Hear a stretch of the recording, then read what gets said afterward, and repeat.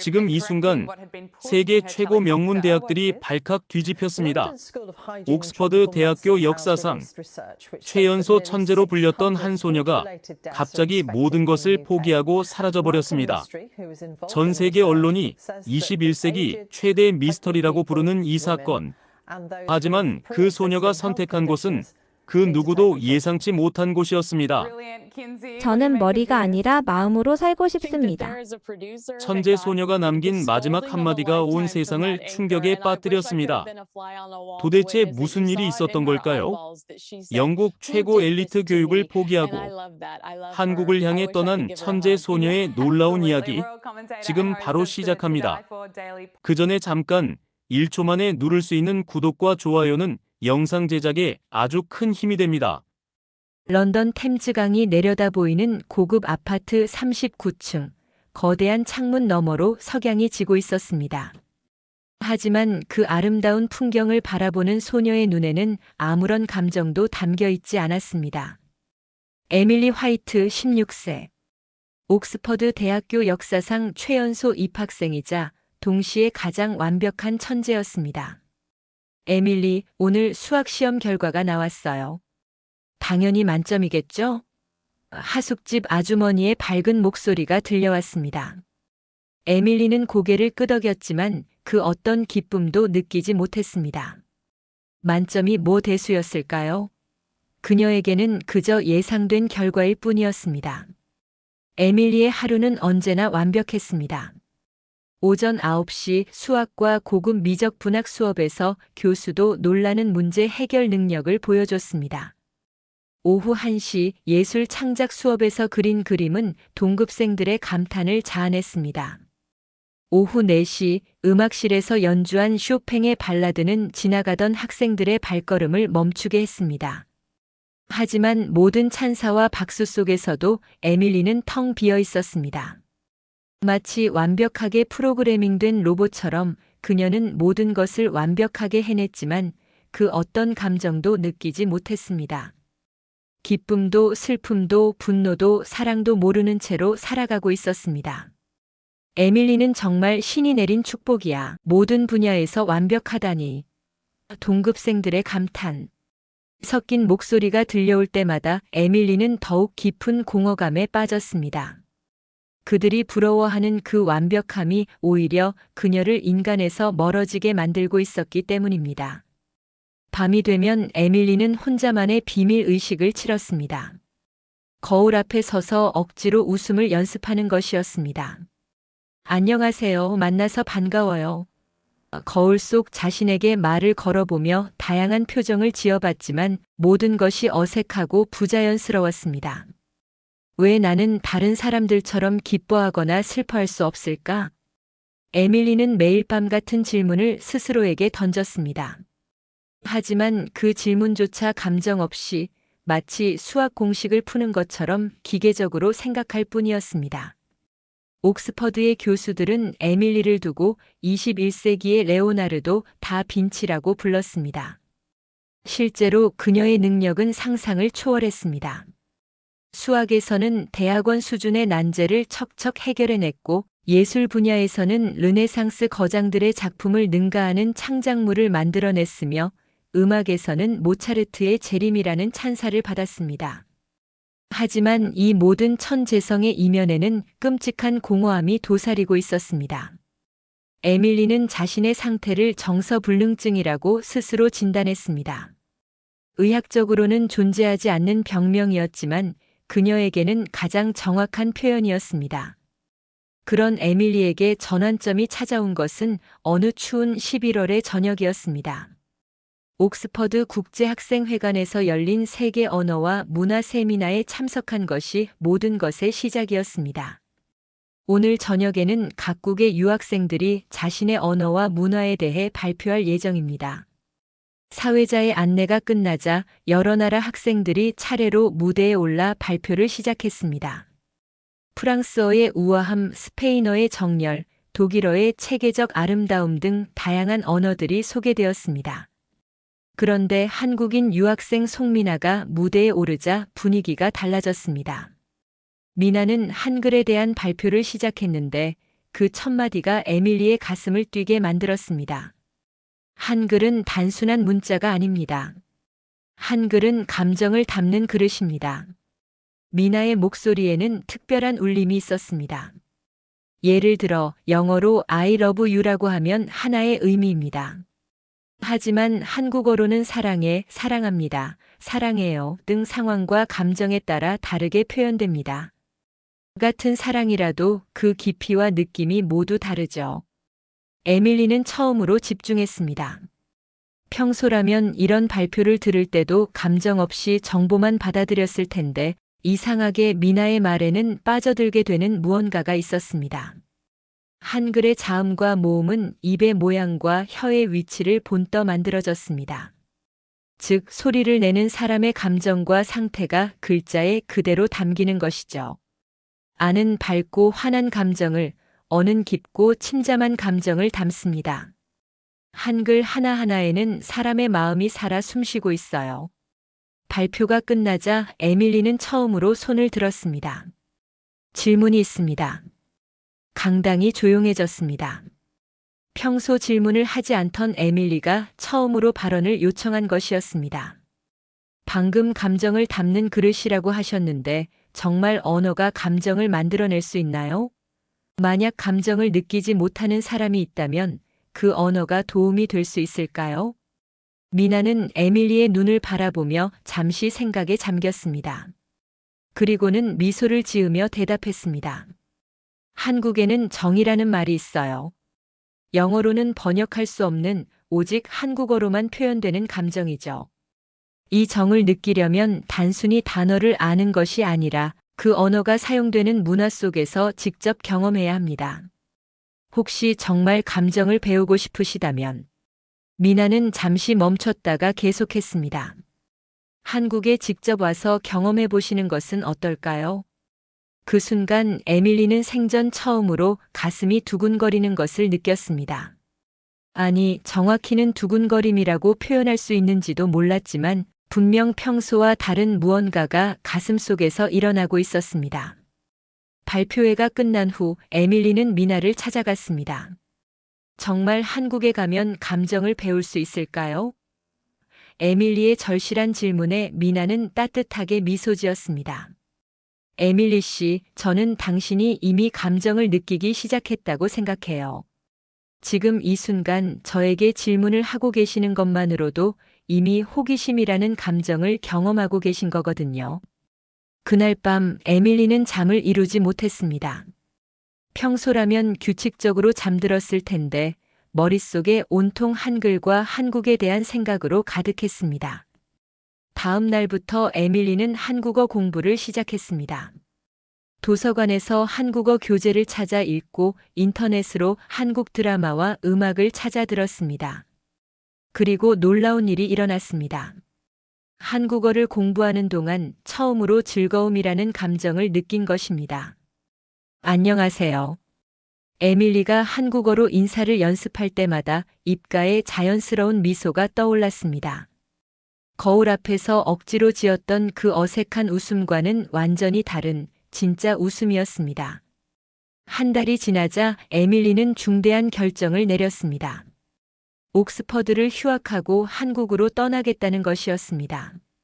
이 소식은 곧 영국 언론에 큰 화제가 되었습니다. 옥스퍼드 천재 소녀 갑작스런 휴학 결정. 21세기 레오나르도 다빈치 왜 한국을 선택했나? 영국이 잃은 천재, 한국이 얻은 보물.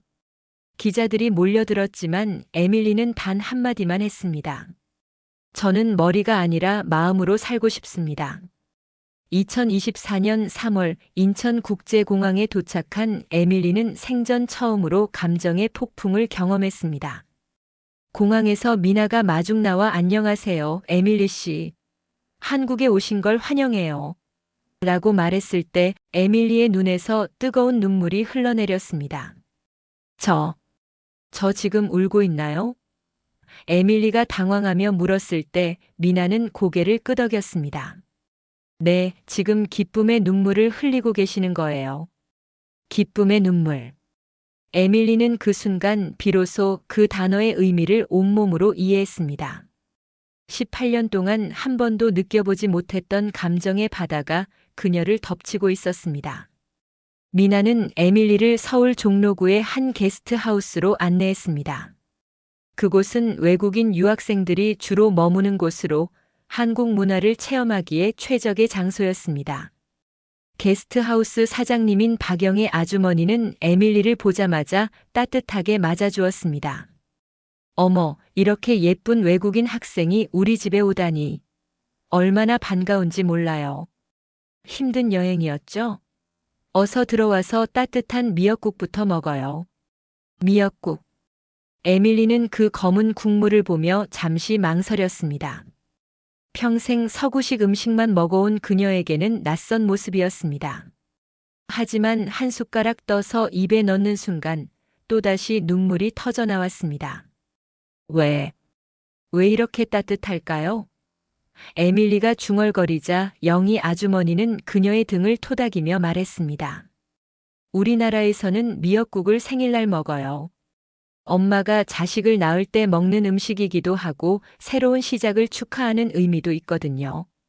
에밀리 양이 한국에서 새로운 인생을 시작하는 날이니까 딱 맞는 음식이네요.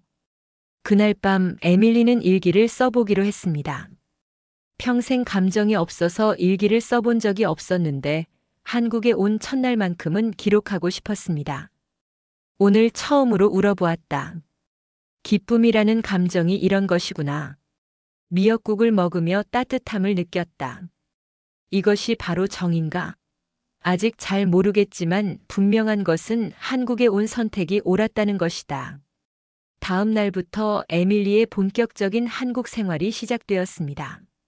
미나의 도움으로 서울대학교 언어교육원에 등록하여 한국어를 배우기 시작했고 동시에 한국 문화를 체험하는 프로그램에도 참여했습니다. 한국어 수업 첫날 김 선생님이 안녕하세요 여러분 이라고 인사하자 교실 전체가 밝은 에너지로 가득 찼습니다. 에밀리는 그 순간의 분위기에 압도되었습니다. 옥스퍼드의 차갑고 형식적인 분위기와는 완전히 달랐습니다. 에밀리 씨, 자기소개를 해보세요. 선생님의 요청에 에밀리는 떨리는 목소리로 말했습니다. 안녕하세요. 저는 에밀리입니다. 영국에서 왔어요. 한국어를 배우고 싶어요. 서툰 발음이었지만 반 친구들은 박수를 쳐주었습니다. 그 박수 소리에 에밀리는 또 한 번 눈물을 글썽였습니다. 옥스퍼드에서 완벽한 발표를 해도 차가운 반응만 받았는데 한국에서는 서툰 한국어에도 이렇게 따뜻하게 격려해주는 것이었습니다. 수업 시간에 에밀리는 놀라운 발견을 했습니다. 한국어에는 정말로 감정을 세밀하게 구분하는 다양한 표현이 있었습니다. 고맙다, 고마워, 고마워요, 고맙습니다, 감사합니다 등 상황과 관계에 따라 다르게 쓰이는 감사 표현만도 수십 가지였습니다. 에밀리 씨, 한국어가 어떤가요? 쉬는 시간에 옆자리 친구 세연이 물어봤습니다. 세연은 22살의 대학생으로 언어 교환 프로그램을 통해 에밀리와 친구가 되었습니다. 너무 신기해요. 영어로는 표현할 수 없는 감정들이 한국어로는 모두 표현되네요. 에밀리의 대답에 세연이 미소 지었습니다. 그럼 오늘 저와 함께 시장 구경을 해볼까요? 책으로는 배울 수 없는 살아있는 한국어를 경험할 수 있을 거예요. 그날 오후 에밀리는 세연과 함께 광장시장에 갔습니다. 시장의 활기찬 분위기, 상인들의 구수한 말투, 다양한 음식의 냄새가 어우러진 그곳에서 에밀리는 또 다른 감정을 경험했습니다. 바로 흥미진진함이었습니다. 아가씨, 이거 맛봐봐. 우리 할머니가 40년간 만들어온 비빔밥이야. 상인 아주머니가 건네준 비빔밥 한 숟가락을 먹는 순간 에밀리의 얼굴에 환한 미소가 떠올랐습니다. 와, 정말 맛있어요. 에밀리의 감탄에 아주머니는 더욱 기뻐하며 더 많은 반찬을 주었습니다. 우리 한국 음식이 맛있지? 이게 바로 정이야, 정. 외국 사람한테도. 우리가 이렇게 잘해주는 게 한국 사람의 마음이거든. 그 순간 에밀리는 정이라는 단어를 온몸으로 이해했습니다. 단순한 친절이 아니라 상대방을 가족처럼 여기는 따뜻한 마음. 그것이 바로 정이었습니다. 저녁에 게스트하우스로 돌아온 에밀리는 영희 아주머니와 함께 저녁을 먹으며 하루를 정리했습니다. 아주머니, 저 오늘 정말 많은 걸 배웠어요.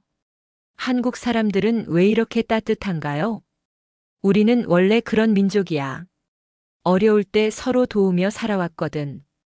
혼자서는 살 수 없다는 걸 알고 있으니까 남을 내 가족처럼 여기는 거지. 그게 바로 우리의 정이야. 그날 밤 에밀리는 또다시 일기를 썼습니다. 오늘 시장에서 정을 경험했다. 영어로는 설명할 수 없는 이 따뜻한 감정. 낯선 사람을 가족처럼 대하는 마음. 나는 18년 동안 이런 감정이 존재한다는 것조차 몰랐다. 한국에 온 지 일주일 만에 나는 완전히 다른 사람이 되어가고 있다. 한국어 수업이 계속되면서 에밀리는 더욱 놀라운 발견들을 했습니다. 특히 한국어의 높임법과 존댓말 시스템은 그녀에게 완전히 새로운 세계를 열어주었습니다. 에밀리 씨, 한국어에서는 상대방과의 관계에 따라 말하는 방식이 달라져요. 김 선생님이 설명했습니다. 친한 친구에게는 고마워, 선생님께는 감사합니다. 어른에게는 고맙습니다라고 하죠. 같은 고마움을 표현하더라도 관계에 따라 다르게 말하는 거예요. 그럼 감정도 관계에 따라 달라지는 건가요? 에밀리의 질문에 선생님이 고개를 끄덕였습니다. 맞아요. 한국어를 배우다 보면 자연스럽게 상대방을 배려하고 존중하는 마음을 갖게 돼요. 언어 자체에 그런 철학이 담겨 있거든요. 수업이 끝난 후 세연이 에밀리에게 특별한 제안을 했습니다. 에밀리야, 내일 우리 대학교 미술 동아리에 함께 가볼래? 너도 예술에 관심이 많다고 했잖아. 다음 날 서울대학교 미술 동아리 그림 누리에 간 에밀리는 또 다른 충격을 받았습니다. 동아리 학생들이 그리는 그림들은 기교적으로는 에밀리의 작품보다 떨어질 수 있었지만 감정적 깊이에서는 비교할 수 없을 만큼 풍부했습니다. 에밀리 씨도 그림을 그려보세요. 동아리 회장 준혁이가 캔버스와 붓을 내밀었습니다. 에밀리는 자신의 자화상을 그리기 시작했습니다. 평소라면 완벽한 비례와 정확한 색감으로 사실적인 초상화를 그렸을 텐데 이상하게 그날은 다른 그림이 나왔습니다. 그녀도 모르게 눈에서 눈물이 흘러내리는 모습을 그리고 있었습니다. 와, 정말 감동적이에요. 동아리 학생들의 감탄이 터져 나왔습니다. 이 그림에서는 외로움과 동시에 희망이 보여요. 마치 긴 어둠 끝에서 빛을 발견한 사람의 표정 같아요. 세연이 에밀리의 어깨를 가만히 토닥이며 말했습니다. 에밀리야, 내가 그린 이 그림은 지금까지 본 어떤 그림보다도 아름다워. 완벽한 기교보다 진실한 감정이 훨씬 더 사람의 마음을 움직이는구나. 그 순간 에밀리는 깨달았습니다. 자신이 평생 추구해온 완벽함이 사실은 공허한 것이었다는 것을. 진정한 아름다움은 기교가 아니라 진실한 감정에서 나오는 것이었습니다. 저 정말 감정을 표현할 수 있게 된 건가요? 에밀리가 떨리는 목소리로 물었을 때 준혁이가 따뜻하게 미소 지었습니다. 에밀리 씨는 원래 감정이 풍부한 사람이었어요. 다만 그것을 표현할 방법을 몰랐을 뿐이죠. 한국에 와서 그 방법을 배우고 있는 거예요. 그날 저녁 에밀리는 게스트하우스에서 특별한 경험을 했습니다. 영희 아주머니가 감기에 걸려 몸살을 앓고 있었는데 에밀리는 생전 처음으로 걱정이라는 감정을 느꼈습니다. 아주머니 괜찮으세요? 병원에 가셔야 하는 거 아니에요? 에밀리의 걱정 어린 목소리에 영희 아주머니는 놀라며 고개를 들었습니다. 어머, 우리 에밀리가 나를 걱정해 주네. 정말 고마워라. 이제 진짜 우리 가족이 된 것 같아. 가족. 에밀리는 그 단어에 또 한 번 가슴이 뜨거워졌습니다. 혈연 관계가 아님에도 불구하고 서로를 가족처럼 여기는 한국 사람들의 마음. 그것이 바로 정의 진정한 의미였습니다. 에밀리는 아주머니를 위해 죽을 끓여드렸습니다. 서툰 솜씨였지만 그 마음이 담긴 죽을 드신 아주머니는 훨씬 좋아 보였습니다. 에밀리야, 너 정말 착한 아이구나. 한국에 와서 이렇게 따뜻한 마음을 갖게 되다니 우리나라가 정말 자랑스럽다. 한 달이 지나자 에밀리의 한국어 실력은 놀랍도록 늘어났습니다. 하지만 더욱 놀라운 변화는 그녀의 감정 표현 능력이었습니다. 이제 그녀는 기쁠 때 자연스럽게 웃고 슬플 때 눈물을 흘리며 화가 날 때 속상함을 표현할 수 있게 되었습니다. 어느 날 한국어 수업에서 특별한 시간이 있었습니다. 김 선생님이 윤동주의 시 서시를 소개하신 것입니다. 죽는 날까지 하늘을 우러러 한 점 부끄럼이 없기를 잎새에 이는 바람에도 나는 괴로워했다. 시를 읽어주시는 선생님의 목소리가 교실에 울려 퍼지자 에밀리는 가슴이 먹먹해지는 것을 느꼈습니다. 단순한 언어가 아니라 시인의 영혼이 고스란히 전달되는 것 같았습니다. 에밀리 씨, 이 시를 읽어보세요. 선생님의 부탁에 에밀리는 떨리는 목소리로 시를 읽기 시작했습니다. 별 하나의 추억과 별 하나의 사랑과 별 하나의 쓸쓸함과 시를 읽어가다가 에밀리는 더 이상 읽을 수 없었습니다. 눈물이 너무 많이 흘러서 글자가 보이지 않았기 때문입니다. 왜 이렇게 슬픈 걸까요? 저는 윤동주 시인을 모르는데도. 에밀리가 흐느끼며 물었을 때 김 선생님이 따뜻하게 대답하셨습니다. 에밀리 씨, 그게 바로 진정한 공감이에요. 시인의 마음이 100년의 시간을 뛰어넘어 당신의 마음에 닿은 거예요. 한국어를 통해 한국인의 정서를 이해하게 된 거죠. 그날 밤 에밀리는 윤동주의 시집을 사서 밤새 읽었습니다. 한 편 한 편 읽을 때마다 새로운 감정을 경험했습니다. 그리움, 애잔함, 희망, 절망, 사랑.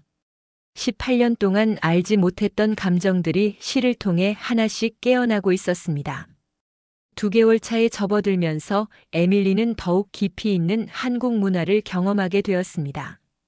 세연의 초대로 그녀의 가족들을 만나게 된 것입니다. 어머니, 아버지, 제 친구 에밀리예요. 세연이 소개하자 세연의 부모님은 에밀리를 마치 친딸처럼 반갑게 맞아주었습니다. 어머, 이렇게 예쁜 친구를 두고 있었구나. 에밀리야, 우리 집에서 편하게 지내렴. 여기가 내 집이라고 생각해. 세연의 어머니가 정성스럽게 차린 한정식을 보며 에밀리는 또 한 번 감동했습니다. 김치, 나물, 찌개, 불고기 등 정말 많은 반찬들이 식탁을 가득 채웠습니다. 한국에서는 손님을 이렇게 대접하는 게 당연한 거예요? 에밀리의 질문에 세연의 아버지가 웃으며 답했습니다. 우리나라는 예로부터 손님을 하늘처럼 모신다는 말이 있어요. 특히 멀리서 온 손님은 더욱 극진히 대접하죠. 에밀리 양이 영국에서 우리나라까지 와줬으니 우리가 최선을 다해 대접하는 게 당연하죠. 식사를 하며 에밀리는 한국 가족의 따뜻한 정을 온몸으로 느꼈습니다. 서구의 개인주의 문화와는 완전히 다른 서로를 아끼고 배려하는 집단주의 문화의 아름다움을 깨달았습니다. 에밀리야, 우리 딸 세연이를 친구로 둔 게 정말 고마워. 우리 세연이가 외국 친구를 사귀면서 더 밝아졌어. 세연의 어머니의 말에 에밀리는 뜨거운 감정을 느꼈습니다. 저야말로 세연이와 가족분들 덕분에 새로운 인생을 살게 되었어요. 정말 감사합니다. 그때 세연이 에밀리의 손을 잡으며 말했습니다. 에밀리야, 우리 진짜 평생 친구하자. 언어와 문화는 달라도 마음은 같잖아. 평생 친구.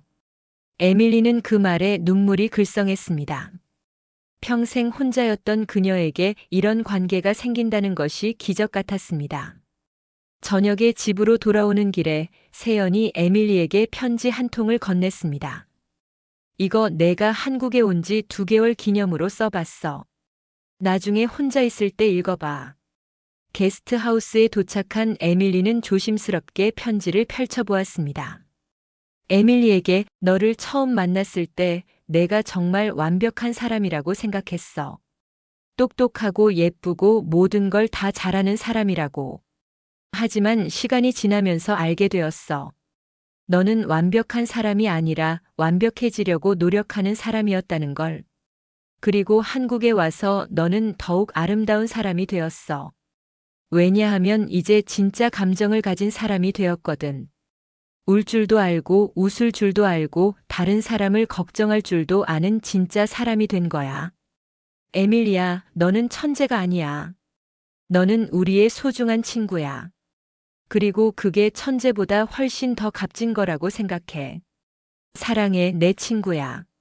마이너스 세연이가 편지를 읽는 순간 에밀리는 폭포수 같은 눈물을 흘렸습니다. 하지만 이번에는 슬픔의 눈물이 아니었습니다. 감사함과 사랑 그리고 벅찬 감동의 눈물이었습니다. 저는 정말 사람이 된 건가요? 에밀리는 거울을 보며 스스로에게 물었습니다. 거울 속에는 예전의 차가운 천재가 아니라 눈물로 범벅이 된 채 환하게 웃고 있는 한 소녀가 있었습니다. 3개월 차가 되자 에밀리는 한국어로 간단한 시를 쓸 수 있게 되었습니다. 그녀의 첫 한국어 시는 이랬습니다. 차가운 내 마음에 따뜻한 정이 스며들어. 처음 느끼는 이 감정. 고마워요, 한국아. 김 선생님은 이 시를 보고 깜짝 놀라셨습니다. 에밀리 씨, 이 시에서 정말 진실한 마음이 느껴져요. 외국인이 쓴 한국어 시라고 믿기지 않을 정도로 자연스러워요. 그 무렵 에밀리에게 특별한 기회가 찾아왔습니다. 서울대학교에서 열리는 외국인 한국어 말하기 대회에 참가해보라는 제안을 받은 것입니다. 에밀리 씨의 한국어 실력이라면 충분히 좋은 결과를 얻을 수 있을 것 같아요. 김 선생님의 추천에 에밀리는 도전해보기로 했습니다. 대회 주제는 한국에서 찾은 나의 변화였습니다. 에밀리는 자신의 이야기를 솔직하게 풀어낼 생각이었습니다. 대회 당일 서울대학교 강당에는 많은 외국인 학생들과 심사위원들이 모였습니다. 에밀리의 차례가 되자 그녀는 떨리는 마음으로 무대에 올라섰습니다. 안녕하세요. 저는 영국에서 온 에밀리입니다. 에밀리의 첫마디에 강당이 조용해졌습니다. 저는 18년 동안 감정을 모르고 살았습니다. 모든 것을 완벽하게 해냈지만 기쁨도 슬픔도 사랑도 모르는 로봇 같은 삶을 살았어요. 그런 제게 한국어와 한국 문화는 감정을 가르쳐 주었습니다. 에밀리의 목소리에는 진실함이 담겨 있었습니다. 청중들은 점점 그녀의 이야기에 빠져들었습니다. 한국어 고마워요라는 단어를 처음 배웠을 때 영어 생크 유아는 완전히 다른 따뜻함을 느꼈습니다. 한국인들의 정을 경험하면서 처음으로 사랑이 무엇인지 알게 되었어요. 그리고 한국의 친구들 덕분에 저는 천재가 아닌 한 명의 소중한 사람이 되었습니다. 에밀리가 말을 마치자 강당 전체에서 뜨거운 박수가 터져 나왔습니다. 심사위원들도 감동한 표정으로 박수를 치고 있었습니다. 결과 발표에서 에밀리는 대상을 수상했습니다. 하지만 더 중요한 것은 상을 받는 순간 그녀가 느낀 감정이었습니다. 자랑스러움, 기쁨, 그리고 모든 한국 사람들에 대한 감사함이 한꺼번에 밀려왔습니다. 이 상을 저에게 감정을 가르쳐준 한국과 한국 사람들에게 바칩니다. 에밀리의 수상 소감에 강당은 또 한 번 뜨거운 박수로 가득했습니다. 4개월 차에 접어들면서 에밀리는 자신의 변화를 학문적으로 연구해보고 싶다는 생각이 들었습니다. 언어가 감정에 미치는 영향에 대한 논문을 써보기로 한 것입니다. 정말 흥미로운 주제네요. 서울대학교 언어학과 교수님들도 에밀리의 연구에 큰 관심을 보였습니다. 직접 경험한 사례를 바탕으로 한 연구라면 매우 의미가 있을 것 같습니다. 에밀리는 자신의 경험을 바탕으로 체계적인 연구를 시작했습니다. 한국어의 높임법이 어떻게 인간관계에 대한 인식을 바꾸는지, 정서적 표현이 풍부한 한국어가 감정 발달에 어떤 영향을 주는지 등을 분석했습니다. 연구 과정에서 에밀리는 놀라운 사실들을 발견했습니다. 한국어를 배우는 외국인들의 상당수가 감정 표현 능력이 향상된다는 것, 특히 공감 능력과 대인관계 능력이 크게 발달한다는 것 등이었습니다. 이건 단순히 언어 학습의 차원을 넘어서는 문제네요. 에밀리는 연구 결과에 스스로도 놀랐습니다. 한국어 자체가 인성교육의 도구 역할을 하고 있어요. 6개월 후 에밀리의 논문 언어 구조가 감정인식에 미치는 영향. 한국어 학습을 통한 정서적 변화 사례 연구가 완성되었습니다. 이 논문은 곧 국제 언어학 회지에 게재 요청이 들어왔고 MIT와 도쿄대학교에서도 번역본을 요청해 왔습니다. 에밀리의 연구가 전 세계 언어학계에 새로운 패러다임을 제시할 것 같습니다. 서울대 교수님의 평가였습니다. 하지만 에밀리에게 더 중요한 것은 학문적 성과가 아니었습니다. 한국에서 보낸 6개월 동안 그녀는 완전히 다른 사람이 되어 있었습니다. 차가운 천재에서 따뜻한 인간으로 변화한 것입니다. 그런 에밀리에게 또 다른 전환점이 찾아왔습니다. 영국에서 연락이 온 것입니다. 옥스퍼드 대학교에서 그녀의 복학을 독촉하는 내용이었습니다. 에밀리, 내가 한국에서 무엇을 하고 있는지 모르겠지만 이제 그만 돌아와야 할 때야. 내 미래를 생각해봐. 지도교수의 전화 내용이었습니다. 에밀리는 고민에 빠졌습니다. 옥스퍼드로 돌아가야 할까 아니면 한국에 더 머물러야 할까? 그때 세연이 에밀리에게 조언했습니다. 에밀리야, 내가 진짜 원하는 게 뭔지 생각해봐. 남들이 정해준 길이 아니라 내 마음이 원하는 길 말이야. 에밀리는 며칠 동안 깊이 생각해봤습니다. 그리고 내린 결론은 놀라운 것이었습니다. 저는 한국에 더 머물면서 제가 경험한 변화를 더 많은 사람들과 나누고 싶어요. 에밀리의 결정에 주변 사람들은 놀랐습니다. 정말로? 옥스퍼드를 포기하고? 영희 아주머니의 걱정 어린 질문에 에밀리는 확신에 찬 목소리로 답했습니다. 옥스퍼드에서 저는 천재였지만 사람이 아니었어요. 한국에서 저는 천재가 아니지만 진짜 사람이 되었어요. 저는 사람으로 살고 싶어요. 에밀리는 옥스퍼드 대학교에 정식 휴학 연장 신청을 냈습니다. 그리고 서울대학교의 연구원으로 지원했습니다. 그녀의 목표는 자신의 경험을 바탕으로 언어와 감정의 상관관계에 대한 더 깊은 연구를 하는 것이었습니다. 이 소식은 곧 영국 언론의 화제가 되었습니다. 옥스퍼드 천재, 한국에서 새 인생 찾다. 감정을 잃었던 소녀, 한국어로 마음을 되찾다. 21세기 기적 한국이 만든 감정교육. 영국뿐만 아니라 전 세계 언론이 에밀리의 이야기에 주목했습니다. 특히 그녀의 연구 논문이 국제학술지에 정식 게재되면서 한국어와 한국 문화의 우수성이 세계적으로 인정받는 계기가 되었습니다. 한국어가 단순한 의사소통 도구를 넘어서 인성 개발의 매체 역할을 한다는 것이 과학적으로 증명된 것입니다. BBC의 보도 내용이었습니다. 동양의 작은 나라 한국이 서구 교육의 한계를 보완할 수 있는 새로운 교육 방법을 제시했다고 평가됩니다. CNN도 큰 관심을 보였습니다. 하지만 이런 세계적 관심보다 에밀리에게 더 의미 있었던 것은 한국에서의 일상이었습니다. 아침에 영희 아주머니가 끓여주시는 미역국을 마시며 하루를 시작하고 세연이와 함께 캠퍼스를 거닐며 꿈을 이야기하고 저녁에는 게스트하우스 식구들과 함께 TV를 보며 웃고 떠드는 평범한 일상. 그것이 에밀리에게는 가장 소중한 시간들이었습니다. 1년이 지나자 에밀리는 완전히 다른 사람이 되어 있었습니다. 한국어는 물론 한국 문화까지 자연스럽게 체득한 그녀는 이제 진짜 한국 사람처럼 생활하고 있었습니다. 그런 그녀에게 특별한 제안이 들어왔습니다.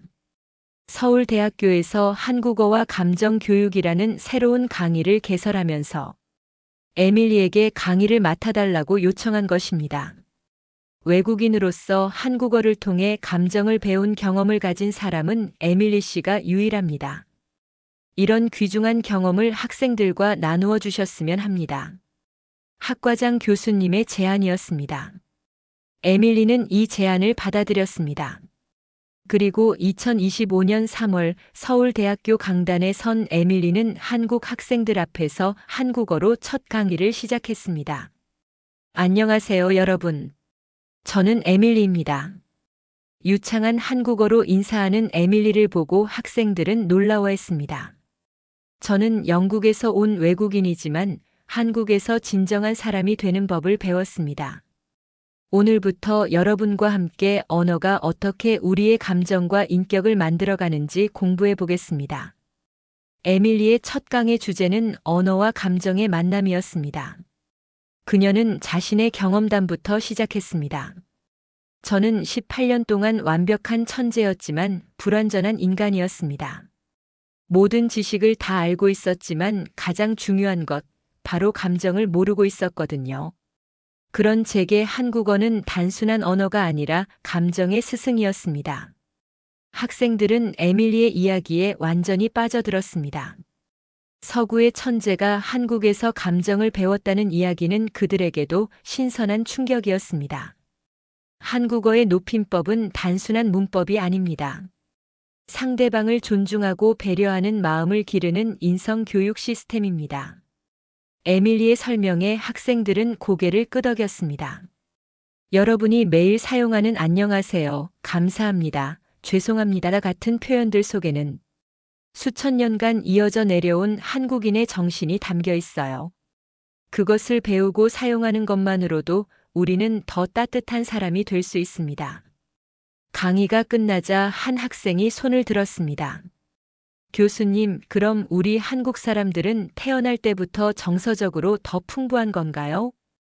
에밀리는 미소 지으며 답했습니다. 그렇습니다. 여러분은 세계에서 가장 아름다운 언어를 모국어로 사용하는 축복받은 사람들이에요. 다만 그 소중함을 모를 뿐이죠. 저처럼 외국인이 되어야만 한국어와 한국 문화의 진가를 알 수 있는 것 같아요. 그 순간 강의실 전체가 뜨거운 감동에 휩싸였습니다. 외국인 교수가 한국어로 한국의 우수성을 증명해주는 이 상황이 학생들에게는 큰 자부심을 안겨주었습니다. 강의가 끝난 후 많은 학생들이 에밀리에게 다가왔습니다. 교수님 덕분에 우리말의 소중함을 새삼 느꼈어요. 외국 사람이 이렇게 한국어를 사랑해 주시니 정말 감사해요. 교수님의 한국어가 저희보다 더 아름다워요. 학생들의 반응에 에밀리는 뿌듯함을 느꼈습니다. 자신이 한국에서 받은 사랑을 이제 한국 학생들에게 돌려주고 있다는 생각이 들었습니다. 그런데 이때 강의실 뒤쪽에서 지켜보던 한 사람이 있었습니다. 일본에서 온 교환학생 아키코였습니다. 그녀는 에밀리의 강의를 들으며 복잡한 감정에 휩싸여 있었습니다. 아키코는 일본 도쿄에서 온 20살 대학생으로 아버지가 일본의 유명한 우익신문사 편집장인 다나카 히로시였습니다. 어린 시절부터 아버지에게 철저한 반한 교육을 받으며 자란 그녀였습니다. 아키코야, 절대 잊지 마라. 한국은 우리보다 격이 떨어지는 나라다. 역사적으로도 문화적으로도 일본이 훨씬 우수하다. 아버지의 가르침을 철석같이 믿고 자랐던 아키코였습니다. 하지만 서울대학교에서 교환학생으로 지내면서 그녀의 생각은 조금씩 흔들리기 시작했습니다. 특히 에밀리의 강의를 듣고 나서는 더욱 혼란스러웠습니다. 영국의 천재가 한국어에서 감동을 받았다고. 이건 아버지가 말씀하신 것과 완전히 다른데. 강의가 끝난 후 아키코는 에밀리에게 다가갔습니다. 일본어로 말을 걸어봤지만 에밀리는 일본어를 할 줄 몰랐습니다. 결국 서툰 한국어로 대화를 시작했습니다. 교수님, 질문 있어요. 아키코의 어색한 한국어 발음에 에밀리는 친근하게 미소 졌습니다. 네, 뭐든 물어보세요. 정말로 한국어가 그렇게 특별한가요? 일본어도 높임말이 있고 정서적 표현이 풍부한데. 아키코의 질문에는 미묘한 경쟁의식이 담겨 있었습니다. 에밀리는 아키코의 복잡한 심정을 이해했습니다. 아키코 씨, 저는 일본어도 아름다운 언어라고 생각해요. 하지만 제가 감정을 배운 것은 한국어를 통해서였어요. 아마 저와 한국어 사이에 특별한 인연이 있었던 것 같아요. 그럼 일본어로는 감정을 배울 수 없다는 말씀인가요? 아키코의 목소리에 약간의 도전적인 톤이 섞여 있었습니다. 그게 아니에요. 에밀리는 차분하게 답했습니다. 언어는 도구예요. 중요한 것은 그 언어를 사용하는 사람들의 마음이죠. 한국 사람들의 따뜻한 정이 한국어를 특별하게 만든 거예요. 그 순간 아키코는 할 말을 잃었습니다. 에밀리의 대답에서 어떤 우월감이나 편견을 찾을 수 없었기 때문입니다. 오히려 겸손하고 따뜻한 마음만이 느껴졌습니다. 아키코 씨도 한국에서 좋은 경험 많이 하시길 바라요. 그리고 언제든 궁금한 것이 있으면 찾아와 주세요. 에밀리의 따뜻한 인사에 아키코는 어색하게 고개를 끄덕였습니다. 그날 밤 기숙사로 돌아온 아키코는 깊은 생각에 잠겼습니다. 아버지가 말한 한국과 실제로 경험하는 한국이 너무 달랐기 때문입니다. 한국 사람들은 왜 이렇게 친절할까?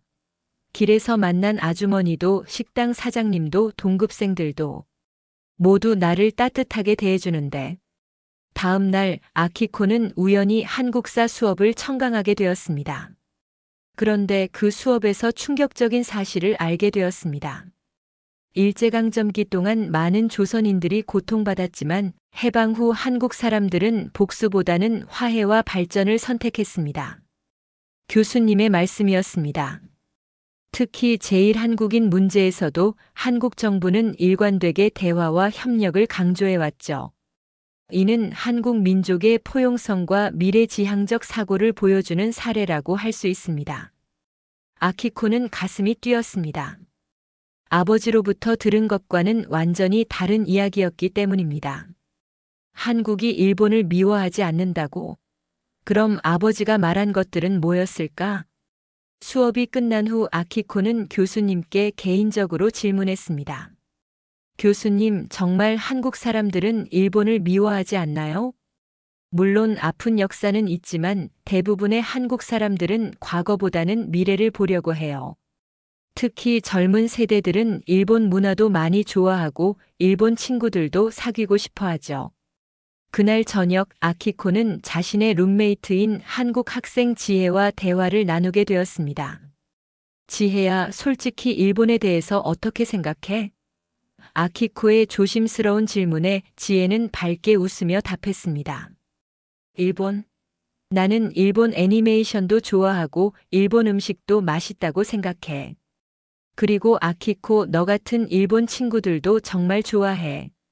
하지만 역사적으로 일본이 한국에게 나쁜 일을 많이 했잖아. 그건 과거의 일이야. 물론 잊으면 안 되지만 그것 때문에 지금의 일본 사람들을 미워할 이유는 없잖아. 특히 너처럼 착한 친구들을 말이야. 지혜의 말에 아키코는 울컥했습니다. 자신이 품고 있던 편견이 얼마나 부질없는 것이었는지 깨달았기 때문입니다. 며칠 후 아키코에게 큰 사건이 일어났습니다. 갑자기 고열이 나면서 병원에 입원하게 된 것입니다. 혼자 한국에 있던 그녀는 몹시 불안했습니다. 그런데 놀라운 일이 벌어졌습니다. 평소 그리 친하지 않던 한국 동급생들이 번갈아가며 병문안을 와준 것입니다. 지혜는 물론이고 같은 수업을 듣던 민수, 수진, 태연까지 모두 아키코를 찾아왔습니다.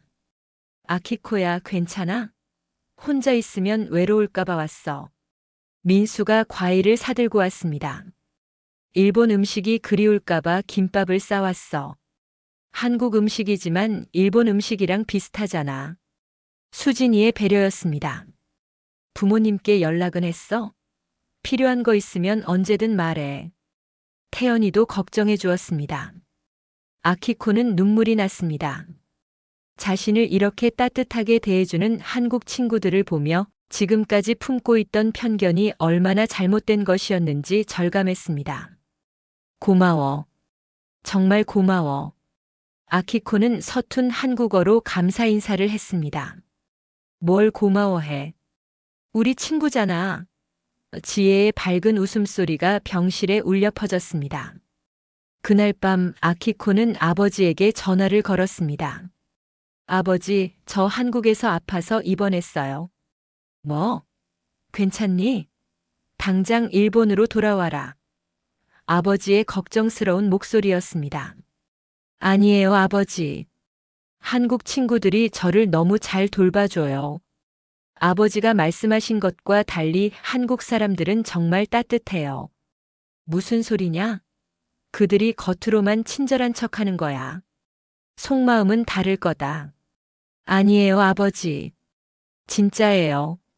저는 한국에서 정말 많은 것을 배우고 있어요. 전화 통화 후 아키코는 깊은 고민에 빠졌습니다. 아버지의 가르침과 자신의 경험 사이에서 갈등하고 있었습니다. 퇴원한 후 아키코는 더욱 적극적으로 한국 문화를 체험하기 시작했습니다. 한국어 공부도 더 열심히 하고 한국 친구들과 더 많은 시간을 보냈습니다. 그러던 어느 날 에밀리의 강의에서 특별한 이야기가 나왔습니다. 여러분, 저는 한국에서 용서라는 감정을 배웠습니다. 에밀리의 말에 강의실이 조용해졌습니다. 영국에서 저는 완벽주의 때문에 스스로를 용서하지 못했어요. 항상 자신을 비판하고 질책했죠. 하지만 한국 사람들은 제 모든 실수와 서툰 행동을 따뜻하게 감싸주었어요. 그때 저는 용서의 힘을 알게 되었습니다. 아키코는 에밀리의 말에 깊은 감동을 받았습니다. 그리고 문득 한국과 일본의 관계에 대해 생각하게 되었습니다. 한국이 일본을 용서했다는 것은 이런 의미구나. 강의가 끝난 후 아키코는 용기를 내어 에밀리에게 다가갔습니다. 교수님, 사실 처음에는 한국을 무시하는 마음이 있었어요. 아버지의 영향으로. 아키코가 솔직하게 고백하자 에밀리는 놀라지 않고 차분히 들어주었습니다. 하지만 지금은 정말 후회하고 있어요. 한국 사람들이 이렇게 따뜻하고 훌륭한 줄 몰랐어요. 아키코 씨, 그런 마음을 갖게 된 것만으로도 큰 변화예요. 편견은 경험으로만 깨트릴 수 있거든요. 교수님은 어떻게 그렇게 마음이 넓으세요? 저 같았으면 화가 났을 텐데. 한국에서 배운 거예요. 화보다는 이해를, 비판보다는 포용을 선택하는 것. 그게 한국식 정신이라고 생각해요. 그 순간 아키코는 깨달았습니다. 진정한 강함은 상대방을 제압하는 것이 아니라 포용하는 것이라는 것을.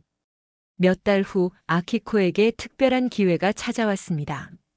한국 전쟁 기념관에서 열리는 한일 청년화해 프로그램에 참가하게 된 것입니다. 그곳에서 아키코는 충격적인 사실을 알게 되었습니다. 한국 전쟁 당시 일본에서도 많은 도움을 받았다는 것, 그리고 현재도 한일 양국이 경제적으로 긴밀하게 협력하고 있다는 것 등이었습니다. 한일 관계는 과거의 아픔을 인정하면서도 미래의 협력을 추구하는 성숙한 관계로 발전해야 합니다. 프로그램 강사의 말이었습니다.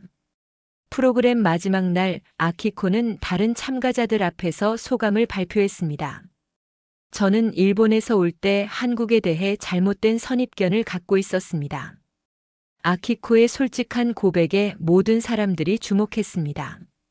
하지만 한국에서 지내면서 저는 완전히 다른 사실을 알게 되었습니다. 한국 사람들은 과거의 아픔에도 불구하고 일본을 미워하지 않는다는 것을, 오히려 저 같은 일본 학생을 가족처럼 따뜻하게 대해준다는 것을. 아키코의 목소리가 떨렸습니다. 저는 이제 양국의 다리 역할을 하고 싶습니다. 제가 한국에서 받은 사랑을 일본에 돌아가서 많은 사람들에게 전하고 싶어요. 그 순간 회장에서는 뜨거운 박수가 터져 나왔습니다. 한국 참가자들은 물론 함께 온 일본 학생들도 모두 감동했습니다. 프로그램이 끝난 후 아키코는 특별한 결심을 했습니다. 아버지와 진솔한 대화를 나누기로 한 것입니다. 일본으로 돌아가는 날 공항에서 한국 친구들이 배웅 나왔습니다. 지혜, 민수, 수진, 태연은 물론 에밀리 교수님까지 함께 왔습니다. 아키코야, 일본 가서도 한국어 공부 계속해. 지혜가 손을 흔들었습니다. 우리 계속 연락하자. 민수의 밝은 목소리였습니다. 언제든 한국에 놀러와. 수진과 태연도 아쉬워했습니다. 에밀리는 아키코에게 특별한 선물을 주었습니다. 한국어로 쓴 시집이었습니다. 아키코 씨, 이 시집을 읽으면서 한국어와 한국 마음을 잊지 마세요. 그리고 언젠가 다시 만나요. 교수님 정말 감사해요. 교수님 덕분에 저는 새로운 사람이 되었어요. 아키코의 눈에 눈물이 고였습니다. 도쿄에 도착한 아키코는 곧바로 아버지를 찾아갔습니다. 아버지는 딸의 변화한 모습을 보고 놀랐습니다. 아키코야, 내가 많이 달라진 것 같구나. 한국에서 무슨 일이 있었니? 아버지, 저 한국에서 정말 많은 걸 배웠어요. 아키코는 차근차근 자신의 경험을 이야기했습니다. 에밀리 교수님의 강의, 한국 친구들의 따뜻한 마음, 병원에서 받은 도움 등을 솔직하게 말했습니다. 아버지가 말씀하신 것과 달리 한국 사람들은 정말 훌륭해요. 특히 일본 사람인 저를 가족처럼 대해줬어요. 아버지는 딸의 말을 듣고 잠시 말이 없었습니다. 그리고는 깊은 한숨을 내쉬었습니다. 아키코야, 사실 아버지도 젊었을 때 한국에서 좋은 경험이 있었단다. 아버지의 예상치 못한 고백에 아키코는 놀랐습니다. 대학생 때 배낭여행으로 한국에 간 적이 있는데 그때 한국 사람들이 정말 잘해줬어. 길을 잃었을 때 집에 데려가서 밥까지 차려주신 할머니도 계셨고. 그럼 왜 한국을 나쁘게 말씀하셨어요? 신문사에서 일하면서. 정치적인 이유들 때문에. 하지만 내 말을 들어보니 아버지가 잘못 생각했던 것 같구나. 그날 저녁 아키코는 가족 모두와 함께 한국에서의 경험을 나누었습니다. 어머니와 남동생도 아키코의 이야기에 깊은 감동을 받았습니다. 아키코야, 그럼 너는 앞으로 뭘 하고 싶니? 어머니의 질문에 아키코는 망설임 없이 답했습니다. 저는 한일 관계 개선에 도움이 되는 일을 하고 싶어요. 제가 한국에서 받은 사랑을 일본 사람들에게 전하고 양국이 더 가까워질 수 있도록 다리 역할을 하고 싶어요. 몇 개월 후 아키코는 도쿄 대학교에서 한국어와 한국 문화 동아리를 만들었습니다. 그리고 자신의 경험을 바탕으로 한국의 진정한 모습을 일본 학생들에게 알리기 시작했습니다. 한국은 우리가 생각하는 것보다 훨씬 포용적이고 따뜻한 나라예요. 아키코의 발표에 일본 학생들도 큰 관심을 보였습니다. 동아리 활동이 알려지면서 일본 언론에서도 주목하기 시작했습니다. 일본 우익 언론인의 딸, 한국 사랑에 빠지다. 편견을 깬 한 소녀의 용기 있는 도전. 차세대가 만들어가는 새로운 한일 관계. 아키코의 아버지도 점차 변화하기 시작했습니다. 딸의 활동을 지켜보면서 자신의 편견을 반성하게 된 것입니다. 아키코야, 아버지가 미안하다. 내가 옳았구나. 어느 날 아버지가 아키코에게 말했습니다. 아버지도 한국에 한번 가보시는 게 어때요? 제가 사귄 친구들을 소개해 드릴게요. 그렇게 해서 아키코의 가족 전체가 한국을 방문하게 되었습니다. 그리고 그들이 한국에서 경험한 것은 아키코의 이야기보다도 더 감동적이었습니다. 지엔의 가족은 아키코의 부모님을 친가족처럼 대접했습니다. 특히 지혜의 할머니는 아키코의 아버지에게 특별한 말씀을 해주셨습니다. 과거는 과거예요. 중요한 건 우리 아이들이 서로 사랑하며 지내는 거죠. 아키코 같은 좋은 딸을 두셨으니 정말 복 받으신 분이에요. 할머니의 따뜻한 말씀에 아키코의 아버지는 눈물을 흘렸습니다. 그리고 그동안의 편견을 완전히 버리게 되었습니다. 한국 방문을 마치고 돌아간 후 아키코의 아버지는 신문사에서도 한국에 대한 보도 방향을 바꾸기 시작했습니다. 갈등과 대립보다는 협력과 상생을 강조하는 기사들을 늘려갔습니다. 2025년 9월 에밀리와 아키코는 서울에서 특별한 재회를 했습니다. 아키코가 한국에서 석사 과정을 시작하기 위해 다시 돌아온 것입니다. 아키코야, 정말 반가워. 에밀리가 공항에서 아키코를 맞이했습니다.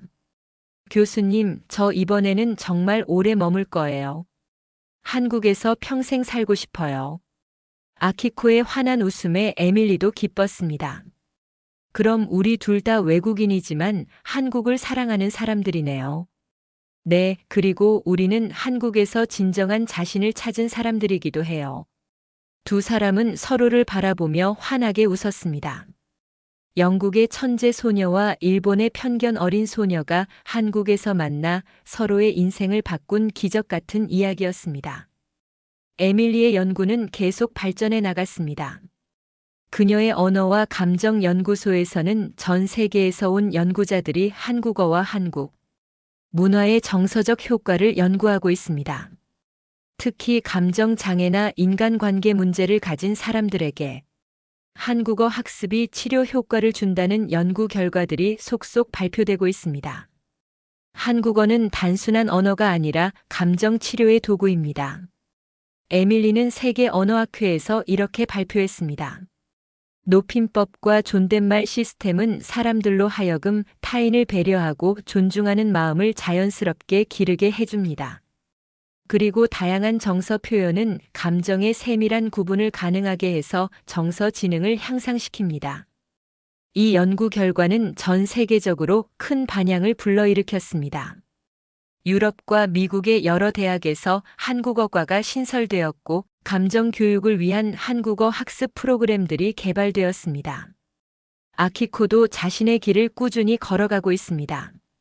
그녀는 한국에서 국제관계학 석사를 마친 후 현재 한일문화교류재단에서 일하고 있습니다. 특히 일본 청소년들의 한국 연수 프로그램을 기획하고 운영하는 일을 담당하고 있습니다. 저처럼 편견을 갖고 한국에 온 일본 학생들이 진정한 한국의 모습을 경험할 수 있도록 돕고 있어요. 아키코는 자신의 일에 큰 보람을 느끼고 있습니다. 실제로 아키코의 프로그램을 통해 한국을 방문한 일본 학생들의 변화는 놀라웠습니다.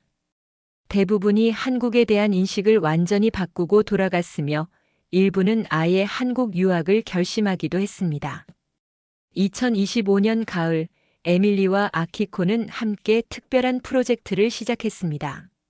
한국에서 찾은 진정한 나라는 제목의 책을 쓰기로 한 것입니다. 우리 둘의 이야기를 통해 더 많은 사람들이 한국의 진가를 알았으면 좋겠어요. 에밀리의 제안에 아키코가 흔쾌히 동의했습니다. 그리고 편견과 선입견이 얼마나 부질없는 것인지도 보여주고 싶어요. 이 책은 출간되기도 전에 전 세계 출판사들의 관심을 받았습니다. 특히 감정을 잃었던 천재가 한국에서 인간다움을 되찾았다는 이야기와 반한 감정을 가졌던 일본 소녀가 한국에서 진정한 사랑을 발견했다는 이야기가 큰 화제가 되었습니다. 이 책은 단순한 개인의 체험담이 아닙니다. 출판사 관계자의 평가였습니다. 언어와 문화가 가진 치유의 힘, 그리고 편견을 넘어선 진정한 소통의 가능성을 보여주는 감동적인 휴먼 다큐멘터리입니다. 책의 출간에 앞서 두 사람은 여러 나라를 돌아다니며 강연을 했습니다. 런던, 도쿄, 뉴욕, 파리 등 세계 주요 도시에서 열린 그들의 강연은 매번 만석을 기록했습니다. 런던 강연에서 에밀리는 자신의 모교인 옥스퍼드 대학교 강당에 섰습니다. 4년 전 차갑고 무감정했던 천재 소녀의 모습은 온데간데 없고 따뜻하고 생동감 넘치는 한 여성이 서 있었습니다. 저는 이 무대에서 4년 전과 완전히 다른 사람이 되어 여러분 앞에 서 있습니다. 에밀리의 첫 마디에 강당이 조용해졌습니다. 4년 전에 저는 모든 것을 알고 있다고 생각했지만 가장 중요한 것을 모르고 있었습니다. 바로 감정이라는 것을 말이죠. 한국에서 저는 지식보다 소중한 것이 마음이라는 것을 배웠습니다. 청중석에는 에밀리의 옛 동급생들과 교수들이 앉아 있었습니다. 그들은 에밀리의 변화한 모습에 놀라워했습니다. 한국어는 제게 단순한 외국어가 아니었습니다. 그것은 감정을 표현하는 방법이었고 다른 사람과 진정으로 소통하는 통로였습니다. 에밀리의 목소리에는 깊은 감동이 담겨 있었습니다. 높임법을 통해 상대방을 존중하는 마음을 배웠고 다양한 정서 표현을 통해 내 감정을 정확히 인식할 수 있게 되었습니다. 그리고 무엇보다 정이라는 영어로는 번역할 수 없는 따뜻한 마음을 경험했습니다. 강연이 끝나자 한 교수가 손을 들었습니다. 에밀리, 그럼 당신은 영국으로 돌아올 생각은 없나요? 저의 몸은 한국에 있지만 마음은 이미 세계인입니다. 에밀리의 답변에 박수가 터져 나왔습니다. 한국에서 배운 포용과 사랑의 정신으로 전 세계 사람들과 소통하고 싶습니다. 도쿄 강연에서는 아키코가 주로 발표했습니다. 특히 아버지인 다나카 히로시도 청중석에 앉아 있어서 더욱 의미 깊었습니다. 저는 일본에서 태어나고 자랐지만 한국에서 진정한 일본인이 무엇인지 배웠습니다. 아키코의 말에 청중들이 웅성거렸습니다. 편견과 선입견에 사로잡혀 있던 저에게 한국 사람들은 무조건적인 사랑을 보여주었습니다. 과거의 아픈 역사에도 불구하고 저를 가족처럼 대해주었죠. 그때 저는 진정한 강함이 무엇인지 알았습니다. 진정한 강함은 상대방을 제압하는 것이 아니라 포용하는 것입니다. 복수하는 것이 아니라 용서하는 것입니다. 한국 사람들이 보여준 것이 바로 그런 강함이었습니다. 아키코의 아버지는 딸의 말을 들으며 눈물을 흘렸습니다. 그리고 강연이 끝난 후 무대로 올라가 마이크를 잡았습니다. 저는 일본의 한 언론인입니다. 아버지의 갑작스러운 등장에 장내가 술렁였습니다. 그리고 이 용감한 소녀의 아버지이기도 합니다. 저는 오랫동안 잘못된 편견을 가지고 있었습니다. 하지만 제 딸을 통해 진실을 알게 되었습니다. 한국은 우리가 배워야 할 것이 많은 훌륭한 나라입니다. 앞으로 저희 신문사는 한일 우호 증진을 위해 노력하겠습니다. 그리고 제 딸 아키코처럼 편견 없는 시각으로 한국을 바라보겠습니다. 아버지의 공개 사과와 다짐에 장내는 뜨거운 박수로 가득했습니다. 뉴욕과 파리에서의 강연도 큰 성공을 거두었습니다. 특히 서구 사회에서는 동양의 언어와 문화가 가진 감정 치유의 힘에 대해 큰 관심을 보였습니다. 동서양의 문화 교류가 개인의 삶을 어떻게 변화시킬 수 있는지 보여주는 완벽한 사례입니다. 뉴욕 타임즈의 평가였습니다. 언어학습이 단순한 의사소통 도구 습득을 넘어서 인간의 감정과 인격 형성에까지 영향을 준다는 것을 과학적으로 증명한 귀중한 연구입니다. 르몽드의 보도였습니다. 책 한국에서 찾은 진정한 나가 출간되자 전 세계적으로 베스트셀러가 되었습니다. 30개국 언어로 번역되었고 특히 감정 교육과 다문화 교육 분야에서 필독서로 자리 잡았습니다. 이 책의 영향으로 한국어 감정 치료법이라는 새로운 치료 방법까지 개발되었습니다. 자폐증이나 감정 표현 장애를 가진 환자들에게 한국어를 가르치면서 감정 표현 능력을 향상시키는 치료법이었습니다. 한국어의 섬세한 감정 표현과 인간관계 중심적 사고가 환자들의 사회성 발달에 큰 도움이 되고 있습니다. 미국의 한 치료사의 증언이었습니다. 이런 성과들이 알려지면서 한국 정부에서도 두 사람에게 특별한 상을 수여했습니다. 한국 문화 홍보대사라는 명예로운 직책을 맡게 된 것입니다. 수상식장에서 에밀리는 소감을 밝혔습니다. 한국이 제게 준 것은 단순한 언어나 문화가 아니었습니다. 그것은 인간다운 삶이었습니다. 이제 저는 그것을 전 세계에 전파하는 것이 제 사명이라고 생각합니다. 아키코도 감격스러워했습니다. 한국에서 편견을 깨고 진정한 사랑을 배웠습니다. 이제 제가 한국과 일본, 나아가 전 세계의 다리가 되겠습니다. 그들의 활동은 계속 확산되었습니다. 에밀리는 세계 감정 교육 연구소를 설립하여 한국어를 중심으로 한 감정 교육 프로그램을 전 세계에 보급하고 있습니다. 현재 50여 개국에서 이 프로그램이 운영되고 있으며 수만 명의 사람들이 혜택을 받고 있습니다. 아키코는 동아시아 평화재단을 만들어 한중일 청소년 교류 프로그램을 운영하고 있습니다. 특히 편견과 선입견으로 고통받는 청소년들을 대상으로 한 문화체험 프로그램이 큰 호응을 얻고 있습니다. 편견은 무지에서 나오지만 사랑은 이해에서 나옵니다. 아키코가 자주 하는 말입니다. 제가 한국에서 배운 것을 더 많은 사람들이 경험했으면 좋겠습니다. 2025년 9월 두 사람의 이야기는 할리우드에서 영화로 제작되기로 결정되었습니다. 감정을 찾은 천재라는 제목의 이 영화는 전 세계 사람들에게 한국의 아름다운 정신을 알리는 또 다른 통로가 될 예정입니다. 영화 제작 발표회에서 에밀리는 이렇게 말했습니다. 이 영화를 통해 더 많은 사람들이 한국의 진가를 알게 되기를 바랍니다. 그리고 언어와 문화가 가진 치유의 힘을 경험하게 되기를 바랍니다. 현재 에밀리는 서울대학교 교수로 재직하면서 전 세계에서 온 학생들에게 한국어와 감정 교육을 가르치고 있습니다. 그녀의 강의실에는 항상 다양한 국적의 학생들로 가득합니다. 에밀리 교수님 수업을 듣고 제 인생이 완전히 바뀌었어요. 독일에서 온 학생 한스의 감사 인사입니다. 저도 한국어를 통해 감정 표현을 배우고 있어요. 브라질에서 온 마리아의 소감입니다. 한국어는 정말 마법 같은 언어예요. 인도에서 온 라비의 평가입니다. 아키코는 현재 일본과 한국을 오가며 양국의 젊은이들에게 진정한 소통의 방법을 가르치고 있습니다. 그녀가 기획한 교류 프로그램을 통해 수많은 한일 청년들이 서로의 문화를 이해하고 사랑하게 되었습니다. 아키코 선생님 덕분에 한국에 대한 편견이 완전히 사라졌어요. 일본 학생 다로의 고백입니다. 저도 일본 친구들과 진정한 우정을 쌓을 수 있었어요.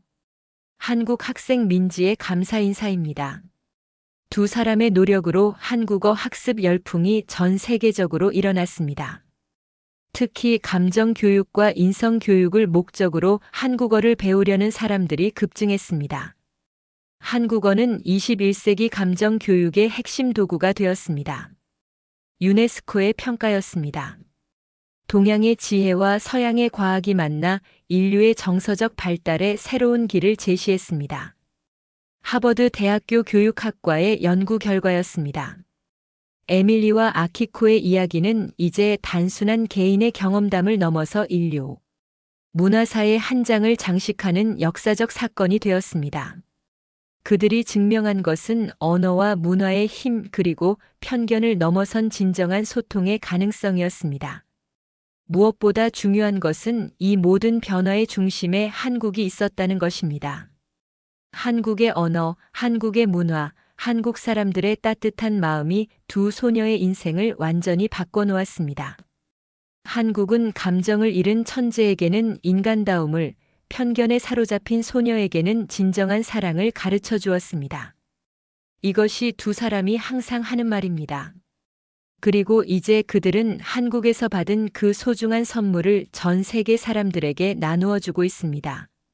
언어의 경계를 넘어 문화의 벽을 허물고 마음과 마음을 잇는 아름다운 일을 계속하고 있습니다. 에밀리는 여전히 매일 아침 영희. 아주머니 지금은 에밀리의 한국 어머니나 다름없습니다가 끓여주시는 미역국으로 하루를 시작합니다. 그리고 세연이와의 우정도 계속 이어가고 있습니다. 이제 둘은 자매나 다름없는 사이가 되었습니다. 아키코 역시 한국에서 만난 친구들과의 인연을 소중히 여기고 있습니다. 지혜, 민수, 수진, 태연과의 우정은 이제 두 나라를 잇는 아름다운 다리가 되었습니다. 두 사람의 이야기는 아직 끝나지 않았습니다. 그들의 활동은 계속될 것이고 한국의 아름다운 정신은 그들을 통해 전 세계로 퍼져나갈 것입니다. 결국 이 모든 기적의 시작은 한국이었습니다. 한글이라는 아름다운 문자, 정이라는 따뜻한 마음, 그리고 포용과 배려의 문화가 만들어낸 기적이었습니다. 영국의 차가운 천재 소녀가 한국에서 따뜻한 인간이 되었고, 일본의 편견 어린 소녀가 한국에서 사랑을 배웠습니다. 그리고 이제 그들은 한국의 아름다운 정신을 전 세계에 전파하는 문화 전도사가 되어 활동하고 있습니다. 이것이 바로 우리 한국이 가진 진정한 힘입니다. 무력이나 돈으로 사람을 굴복시키는 것이 아니라 따뜻한 마음과 아름다운 문화로 사람들의 영혼을 치유하고 변화시키는 힘. 그것이 바로 대한민국의 진짜 실력입니다. 에밀리와 아키코의 이야기를 통해 우리는 다시 한번 확인할 수 있었습니다. 한국은 정말 대단한 나라라는 것을, 우리의 언어와 문화가 얼마나 소중하고 아름다운 것인지를, 그리고 우리 한국 사람들이 얼마나 따뜻하고 포용력 있는 민족인지를 말입니다. 전 세계 어디에서도 찾아볼 수 없는 이런 아름다운 이야기가 바로 우리나라에서 일어났다는 사실. 그것만으로도 우리는 충분히 자랑스러워할 수 있지 않을까요? 앞으로도 더 많은 에밀리들과 아키코들이 한국을 찾아올 것입니다.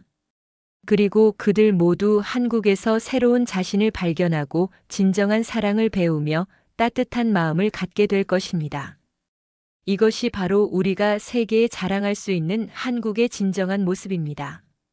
첨단 기술이나 경제력도 중요하지만 사람의 마음을 움직이고 변화시킬 수 있는 문화의 힘, 그것이야말로 우리의 가장 큰 자산이 아닐까요? 여러분은 어떻게 생각하시나요? 이런 감동적인 이야기가 더 많은 사람들에게 알려져야 한다고 생각하지 않으시나요?